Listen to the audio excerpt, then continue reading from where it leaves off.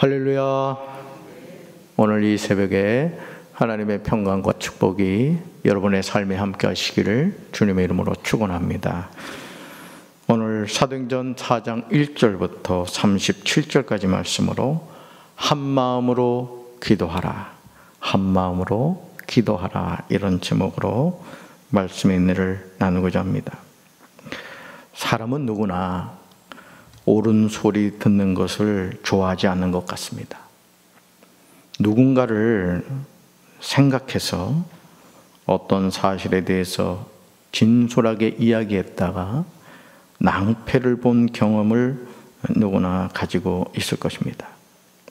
그런데 이런 일이 진리와 연관이 된다면 상황은 심각합니다.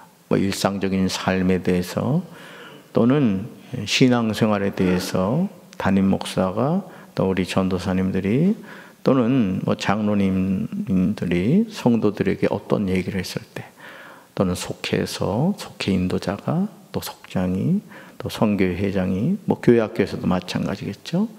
어떤 이야기를 했는데 그것을 받아들이지 않고 이제 좀 저항한다거나 좀 불편하게 생각할 때 좀 당황스럽죠. 자, 그런데 이런 부분이 진리와 관계가 돼 있다면, 그러니까 생과 사를 결정하는 진리와 관계가 있다면 심각해진다는 거죠. 성경을 펼쳐서 볼 때마다 정말 이해할 수 없는 점은 진리에 가장 가까이 있을 것이라고 생각하는 종교 지도자들이 이상하리만큼 하나님의 진리를 거부하고 있다는 거예요. 그러니까 우리가 지금 이제 사도행전을 살펴보고 있습니다만은 이 사도행전에서 두 부류의 사람을 보게 됩니다. 복음이 전해졌을 때 그 복음을 아멘으로 받아들이는 사람이 있는가 하면, 복음이 전해졌는데 그 복음을 자꾸 배척하는 사람들이 있다는 거예요. 저 우리 사랑하는 강경제교회 성도 여러분들이 하나님의 생명의 말씀이 전해질 때 아멘, 아멘으로 받아들일 수 있는 성도들 되시길 주님의 이름으로 축원합니다. 저와 여러분이 살아가는 이 세상은 상식이 통하지 않는 경우가 너무 많죠. 사도행전 4장은 스스로는 진리를 가장 잘 알고 있다고 생각했지만 실제로는 그 진리로부터 가장 멀리 떨어져 있는 사람들에 관한 이야기가 나옵니다. 그 목회를 하는 목사로서 제일 두려운 게 뭐냐면, 강단에서 제가 끊임없이 말씀을 전하잖아요. 그렇죠? 일주일에도 제가 보면 10번 이상 말씀을 전하는 것 같아요. 그런데 그 말씀을 전하면서 항상 제가 스스로에게 던진 질문이 뭐냐면, 그럼 너는 어떠냐 이거예요. 너는 과연 말씀을 이렇게 전하고 있는데 너는 그 말씀을 과연 믿고 있냐? 너는 그 말씀을 따르고 있냐? 제 자신에게 늘 묻고 있거든요. 저는 우리 사랑하는 성도 여러분들이 하나님의 말씀이라면 내가 속상하고 안 되는 것 같고 막히는 것 같다 할지라도 하나님의 말씀은 진리고 하나님의 말씀으로 이 세상을 이끌어 간다는 것을 믿으시고 믿음으로 승리하게 되기를 주님의 이름으로 축원합니다. 우리는 겸손히 나는 진리를 바로 알고 있는지, 그리고 그 진리의 길을 걷고 있는지 자신에게 물어야 할 것입니다. 첫 번째로 4절을 보시면, 생명의 말씀을 들을 때 믿는 자가 상상할 수 없을 정도로 늘어나게 됩니다. 오순절 마가의 다락방에서 성령의 충만함을 받은 베드로와 요한에게 나타난 가장 놀라운 변화는, 그들이 이전에는 유대인들이 두려워서 마가의 다락방에 모여 있었다면 이제는 다락방을 뛰쳐나가서 예수는 그리스도라는 복음을 담대하게 전하게 된 거예요. 그런데 이런 생명의 복음에 대해서 모든 사람들이 받아들인 것은 아니라는 거예요. 여러분, 왜 전도에 대한 부담감 갖고 계시죠? 이유는 한 가지거든요. 내가 이 전도했다가 창피당할까 봐, 또 이 전도했다가 혹여나 대드는 사람이 있지 않을까, 이런 두려움을 갖고 있거든요. 근데 여러분, 전도라는 것은 뭐죠? 도를 전하는 겁니다. 그러니까 여러분들이 마치 내가 전도를 한다는 것은 그 사람을 교회에 데리고 오는 것까지를 전도라고 생각을 하는데, 물론 틀린 말은 또 아닐 수 있어요. 그렇지만 여러분, 전도를 한다는 것은 따라합시다. 복음을 전하는 것입니다. 아멘. 여러분, 농부가 씨앗을 심는 것까지 하는 거예요. 씨앗이 자라나게 하신 분은 하나님이시죠. 근데 농부가 사흘 밤낮을 잠도 안 자고 씨앗 심어놓고 그 씨앗을 여러분 자꾸 바라보면 씨앗이 스트레스 받아서 못 자라요. 전도도 마찬가지인 거예요. 자꾸 뿌리는 겁니다. 누가 자라게 하신다? 하나님이 자라게 하시는 거예요. 할렐루야. 그렇습니다. 자, 1절과 2절을 보시면 이런 내용이 나오죠. 자, 같이 읽습니다. 사도들이 백성에게 말할 때에 제사장들과 성전 맡은 자와 사두개인들이 이르러 예수 안에 죽은 자의 부활이 있다고 백성을 가르치고 전함을 싫어하여. 예. 핵심이 뒷부분에 나오죠. 파란 것이지. 예수 안에 죽은 자의 부활이 있다. 이것을 백성들에게 가르치고 전함을 뭐했다? 싫어한다는 거죠. 자, 결국 제사장들과 성전 맡은 자와 사두개인들의 배후에 누가 있다는 얘기예요? 누가 있다는 얘기예요? 원수 사탄 마귀가 있다는 겁니다. 그러니까 여러분, 교회가 살아있다는 것이 뭐냐? 교회가 살아있다는 것은 그 교회가 얼마나 전도하고 있는가를 보면 아는 거예요. 왜냐하면 교회가 존재하는 이유, 여러분 학교가 왜 있죠? 학교가 여러분, 강경 중앙초등학교 종교생이 50명밖에 안 된다 그럽니다. 건물이 얼마나 큽니까? 자, 무엇이 없어진 거예요? 학생이 없어진 거예요. 여러분, 학교가 왜 존재합니까? 배움을 전하기 위해서 존재하는 거죠. 그게 가장 중요한 겁니다. 예를 들어 헛간 같은 공간이라 할지라도 학생이 있고 선생님이 있고 그곳에 가르침과 배움이 있다면 그곳이 학교가 되는 거예요. 자, 교회가 존재하는 이유 뭐죠? 여기 나오잖아요. 예수 안에 죽은 자의 부활이 있다. 더 간단하게 말하면 예수님 부활하셨다. 이걸 전하는 것이 교회의 가장 중요한 사명입니다. 아멘이십니까? 저는 우리 강경제일교회가 살아있는 교회가 되길 바랍니다.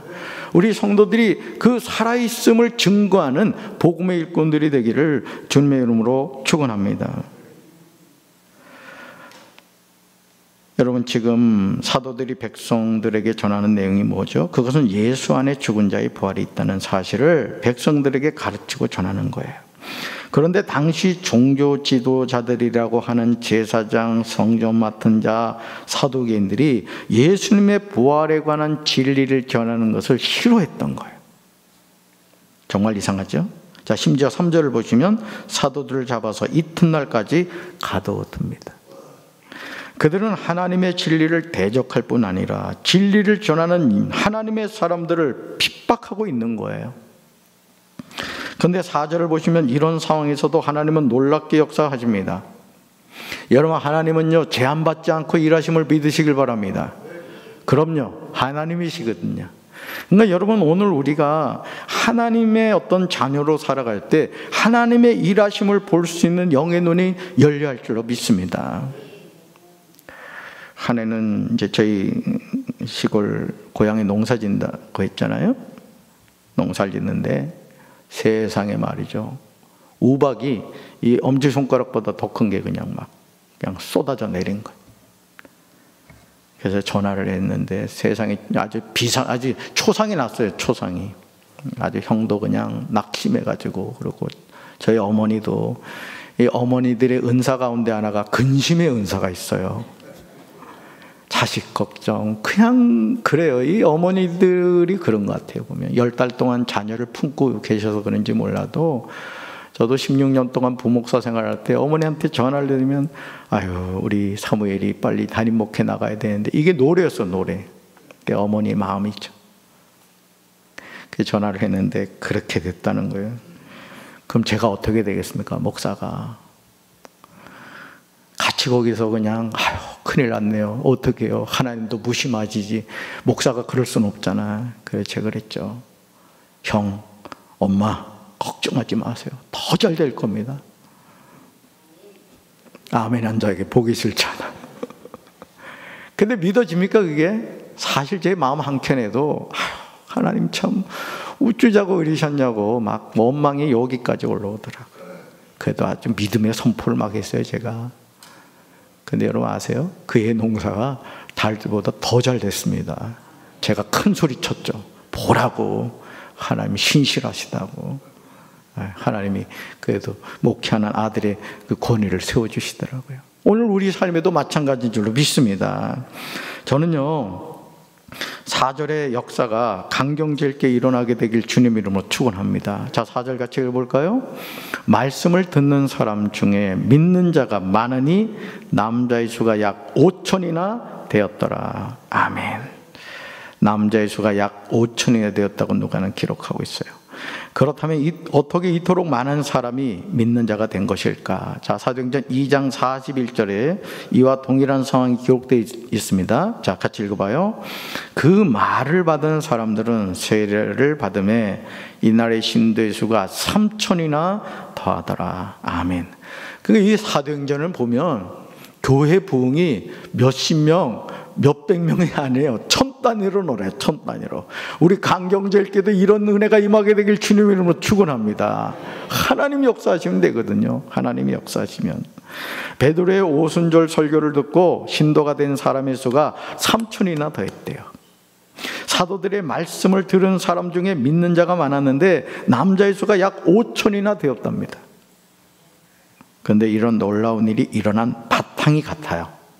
오늘 우리 삶의 하나님의 역사가 어떻게 일어나느냐, 바로 여기 있습니다. 보여주실까요?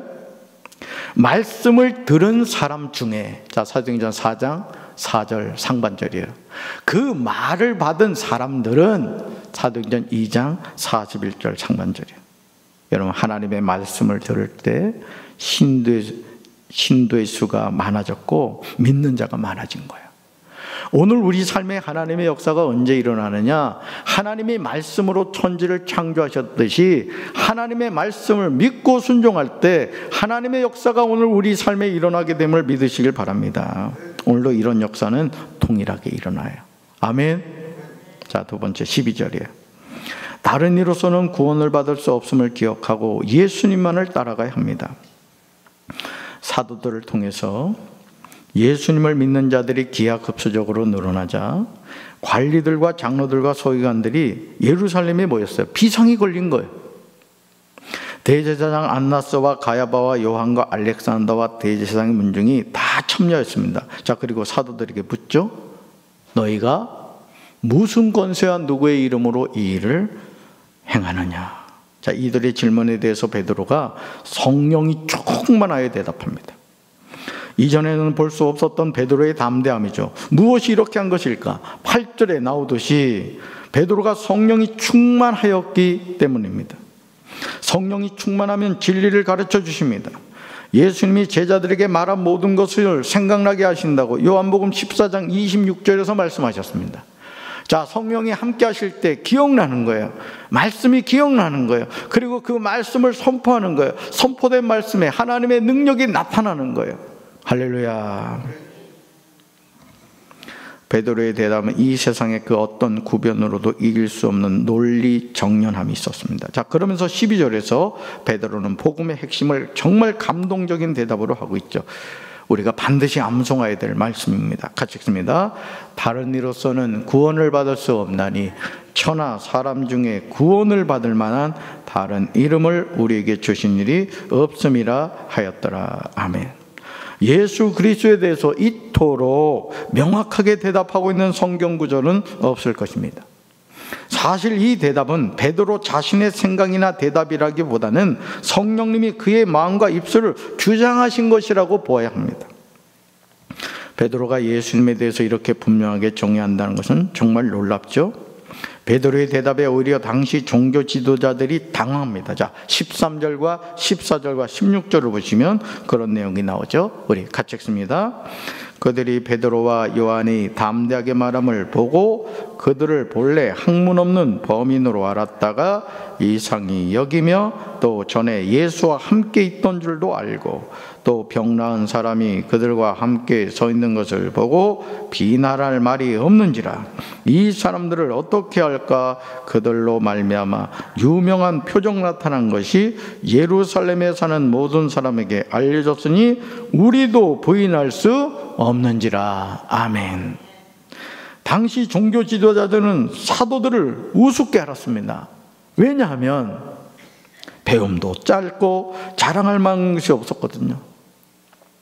그러니까 예수님이 세우신 제자들의 면면을 보면, 야, 이런 사람들 가지고 세계복음화를 해? 정말 코웃음밖에 안 나는 거예요.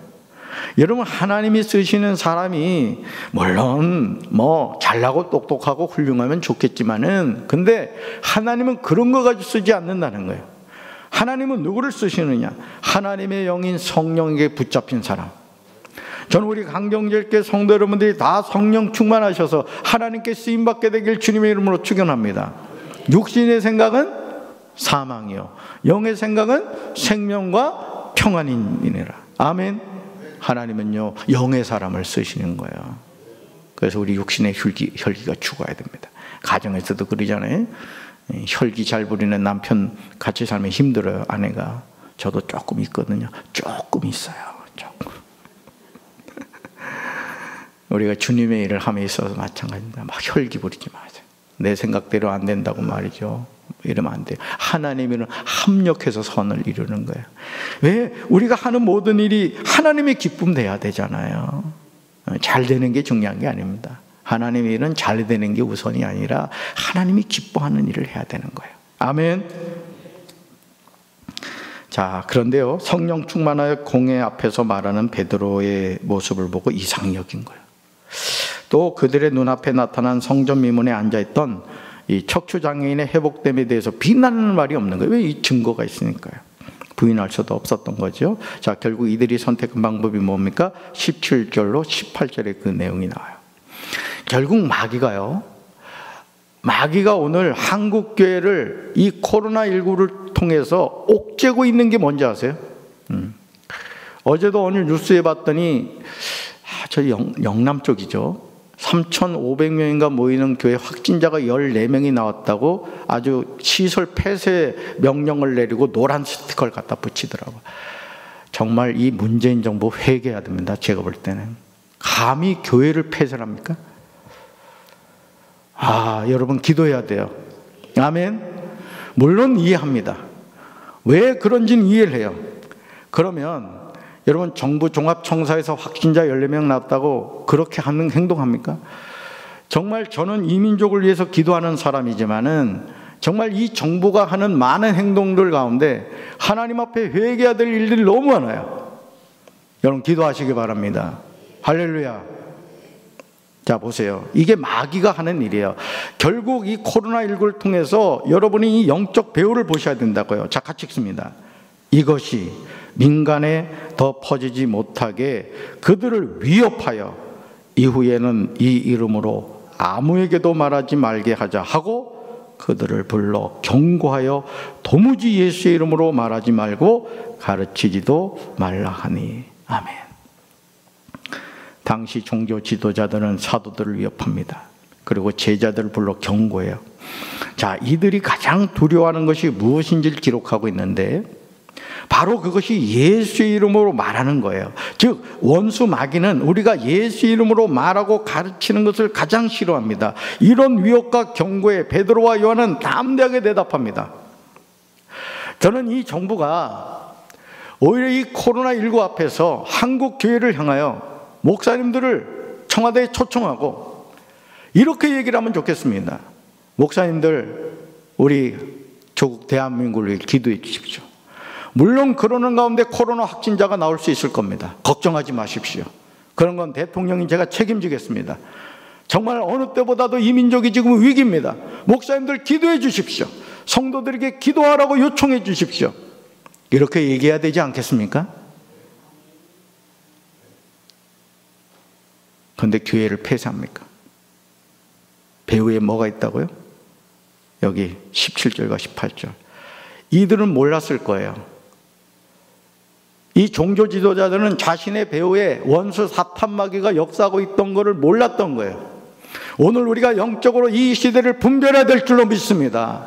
같이 거기에 여러분 믿는 자가 같이 놀아나면 안 된다고요. 정신 바짝 차려야 할 줄로 믿습니다. 아멘. 자, 이런 위협과 경고에 베드로와 요한은 담대하게 말해요. 자, 뭐죠? 19절과 20절이에요. 같이 읽습니다. 베드로와 요한이 대답하여 이르되 하나님 앞에서 너의 말을 듣는 것이 하나님의 말씀을 듣는 것보다 옳은가 판단하라. 우리는 보고 들은 것을 말하지 아니할 수 없다 하니. 아멘. 정말 놀랍지 않아요? 사람들이 두려워서 물을 걸어 잠그고 숨어있던 사도들이 이제는 담대하게 예수는 그리스도라고 전합니다. 사람들에게 복음을 가르치죠. 저는 이런 은혜가 강경제일교회에 임하게 되기를 주님의 이름으로 축원합니다. 우리가 복음 전한 일을 중단하면 이 강경제일교회는 살아있으나 이미 죽은 거예요. 우리 예수 믿는 자들의 입술에서는 항상 예수는 그리스도라는 이 생명의 복음이 전해져야 할 줄로 믿습니다. 자, 세 번째로 31절입니다. 합심하여 기도할 때 모인 곳이 진동하고 무리가 다 성령이 충만하게 됩니다. 교회의 시작이 어떻게 되었습니까? 그것은 오순절 마가의 다락방에서 성령이 임하신 후에 자연스럽게 무리가 한 마음으로 떡을 떼면서 모인 곳이 교회가 된 거예요. 교회는 성령의 임하심으로 세워진 것이죠. 오늘도 마찬가지입니다. 벽돌과 콘크리트로 아무리 멋진 건물을 지어 놓아도 그것에 성령이 임하지 않으시면 그 건물은 교회가 아닙니다. 따라서 교회는 성령님이 역사하셔야 합니다. 여러분, 우리 교회 비가 새면 어떻습니까? 이 교회 비 새는 것보다 더 심각한 것은 뭐냐? 우리 신앙이 죽는 거예요. 화석화되는 거예요. 하나님을 믿지 않고 살아가는 신앙이야. 껍데기 신앙입니다. 어떻게 보면 이 교회가 비 새는 것보다 더 중요한 것은 우리의 신앙이 다시 회복돼야 될 줄로 믿습니다. 하나님 바라봐야 돼요. 네. 그게 더 중요한 것이죠. 사도들이 당시 종교 지도자들의 위협과 경고 앞에서 선택한 것은 한 마음으로 하나님께 기도한 거예요. 여러분, 조국 대한민국을 위해서 한 마음으로 기도해야 될 줄로 믿습니다. 대통령부터 위정자들이 정신 차리도록 말이죠. 잘못된 법안 통과시키려고는 하고 말이죠. 차별금지법이니 동성애니 이런 거나 말이죠. 큐어 축제니 허락하고 말이죠. 정말 기도해야 돼요. 아멘. 정신 나간 목회자는 또 거기 가서 축도를 해줘요. 물론 그들을 긍휼히 여기고 사랑은 해줘야죠. 그러나 하나님이 금하신 것은 아닌 거예요. 아멘. 그걸 여러분 아셔야 됩니다. 긍휼히 여길 것과 받아들일 건 다른 거예요. 그걸 여러분이 자꾸 오해하시면 안 됩니다.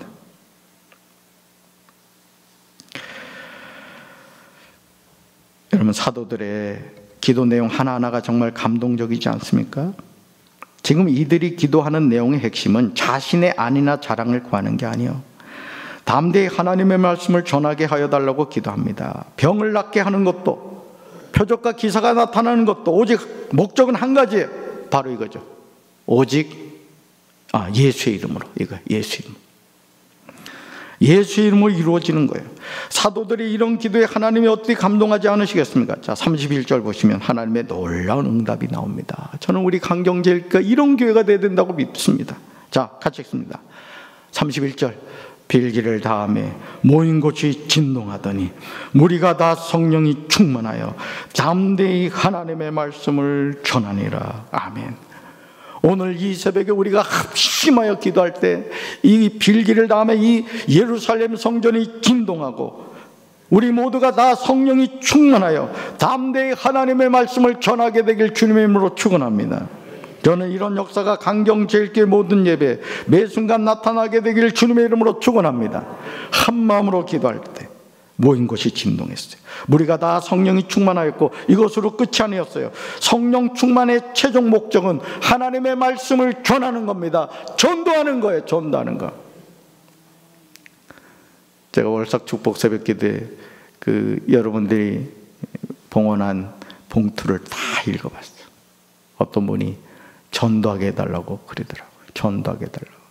담임 목사가 얼마나 감동이 되는지. 다음 달 제가 월삭 축복 새벽 기도에 봉투 받는데 전도하게 해주세요. 안 쓴 사람 있기만 해봐라 그냥. 먹든지 마시든지 무엇을 하든지 여러분 예수 이름을 전해야 될 줄로 믿습니다. 하나님은 지금도 이런 역사를 통일하게 이루어 가시는 분임을 믿으시기 바랍니다. 따라합시다. 기도하면 하나님은 성령 충만을 주십니다. 담대히 하나님의 말씀을 전하게 하십니다. 아멘. 가슴에 손을 얹읍시다. 하나님 아버지, 코로나19보다 더 두려운 것은 코로나19를 핑계로 하나님을 멀리 떠나고 예배 생활을 게을리하는 우리의 모습입니다. 눈에 보이지 않는 코로나19와 눈에 보이지 않는 하나님, 과연 우리가 무엇을 두려워해야 되겠습니까? 하나님을 두려워하며 살아야 될 줄로 믿습니다. 코로나19 때문에 확진자가 되고 또 죽는 경우도 있지만 그들이 예수님을 모르고 이 세상을 살아갈 때 아무리 코로나 확진자가 아니라 할지라도 그 영혼은 이미 죽었다고 했습니다. 오늘 우리가 구원받은 하나님의 백성으로 말씀을 전하며 살아가는 믿음의 백성이 되게 하여 주시옵소서. 조국 대한민국을 위하여 기도하는 느헤미야가 되게 하시고 이 민족이 하나님을 두려워할 줄 아는, 감히 교회를 폐쇄 명령을 내리는 이 정권 앞에서 정말 우리가 중보자로 서게 하시고 방관자가 되지 않게 도와주시고 우리 문재인 대통령과 모든 위정자들이 하나님을 두려워하고 오히려 하나님께 기도하는 그런 위정자들이 될 수 있도록 주여 도와주시옵소서. 우리 사랑하는 성도들을 지켜주시고 축복하여 주시옵소서. 예수님 이름으로 간절히 기도합니다. 아멘.